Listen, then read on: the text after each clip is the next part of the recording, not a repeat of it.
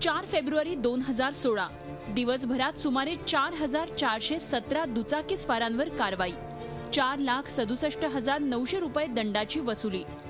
शुक्रवार 5 फेब्रुवारी 2016 5,544 दुचाकीस्वारांवर कारवाई, 5,86,600 रुपये दंड वसूल।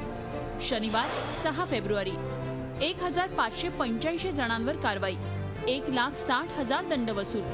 बुधवार 10 फेब्रुवारी 2016 दिवसभरात जेमतेम 850 दुचाकीस्वारांवर कारवाई, सुमारे 8,000 रुपये दंडाची वसुली। गेल्या 2 दिवसातील ही आकडेवारी पाहिली तर पुण्यातील हेल्मेट धारकांची संख्या मोठ्या प्रमाणात वाढली असं वाटेल, मात्र तसं अजिबात नाहीये। सिग्नलवर दिसणारे जास्तीत जास्त दुचाकीस्वार हेल्मेट शिवायच दिसत आहेत। असले तर करतात कारवाई, नाही तर नाही करत। इथंही असतील गाडी, पोलिसांची गाडी तिथं लावलेली आहे, पोलीस कुठे माहिती नाही। हेल्मेटवाले दिसत आहेत, विदाऊट हेल्मेटवाले दिसत आहेत, सगळंच चाललेलं आहे। तोपर्यंत त्याचं इम्प्लिमेंटेशन झालेलं नाही म्हणून असं त्याचा आजचा मतितार्थ असा आहे की खालपर्यंत त्यांचा संदेश आलेला नाही आहे, हे सिद्ध होत आहे। तरी त्याकरता योग्य तो निर्णय प्रत्येक मानवाने घ्यायला पाहिजे।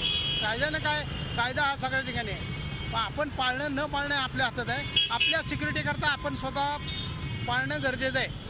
गेल्या आठवड्यात चौकात कारवाईला जोर होता। अगदी गल्ली बोळात कुठेही वाहतूक पोलीस दिसायचे। त्यांना चुकवण्यासाठी हेल्मेट न घातलेल्या दुचाकीस्वारांना मोठी कसरत करावी लागली। मात्र दरम्यानच्या काळात पुणेकरांचा हेल्मेट विरोध उफाळून आला। आंदोलनं झाली, पुणेकर पुढाऱ्यांनी पोलिसांना धारेवर धरलं। पोलीस मान्य करत नसले तरी हेल्मेट सक्ती शिथिल होणं हा त्याचाच परिणाम असल्याचं म्हणायला वाव आहे।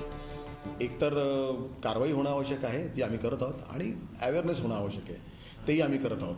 गेले जवळजवळ 1.5 वर्ष आम्ही ते सातत्याने रेडिओ FM किंवा माध्यमं चॅनल्स आपल्या माध्यमातून सुद्धा, आता शाळांमधून कॉलेजेसमधून आजही आम्ही करत आहोत।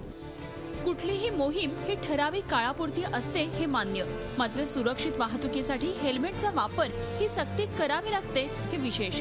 हेल्मेट घालूनच दुचाकी चालवणं हे जीवनशैलीच का बनत नाही? नितीन पाटणकरसह bureau report, Zee media, Pune. Zee 24 तास रहा एक पाऊल पुढे।